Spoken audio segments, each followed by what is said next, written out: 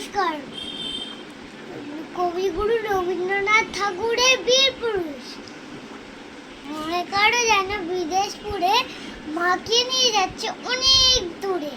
তুমি যাচ্ছ পালকিতে মা চড়ে, দরজা দুটো একটুনি ফাঁক করে। আমি যাচ্ছি রান্নাঘরা পরে, তকবকিয়ে তোমার পাশে পাশে। রাস্তা থেকে ঘোরা ঘুরে ঘুরে রাঙা ধুলোয় মেয়ে ঘুরিয়ে আসে। সন্ধে হলো, সূর্য নামবে আটি, এলেন যেন জোড়া দিঘির মাঠে।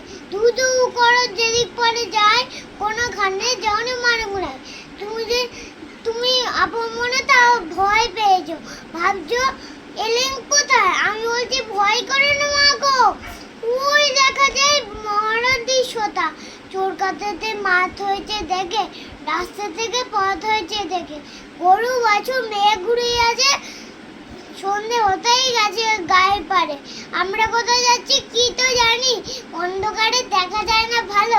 তুমি যে বললে আমার দেখে নিদির দ্বারে ওই যে কিসে আরো। এমন সময় হারে রে রে ওই জায়গায় আসতে যে ডাকছে রে। তুমি ওই পালকিতে এক মনে ঠাকুর দেখতে শরম করছো মন। পেয়ারের কাছের পাতা মরে পালকি ছিল কাঁপছে ধরে ধরে। আমি বলছি তোমাকে ভয় করো না মা গো,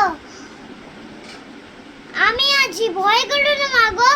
হাতে লাঠি, মাথায় ঝাগড়া চুল, কানের তারে গোজা জবা ফুল। আমি বলি দাঁড়া, খবরদার, এক পা কাছে আছি যদি আর। এই যে দেখ আমার তলোয়ার, টুকরো করে দেবো তোদের শিরে। শুনে তারা লম্ফতেই হতে চেঁচিয়ে উঠল, হারে রে রে রে রে। ওই যে হারে রে রে।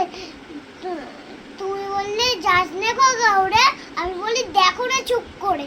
ছুটে ঘোরা গেলেন তাদের মাঝে, ঢাল তলোয়ার ঝনঝনিয়ে বাজে। কি ভয়ের লড়াই হলো মাঝে, শুনে তারা গায়ে থেকে কাটা।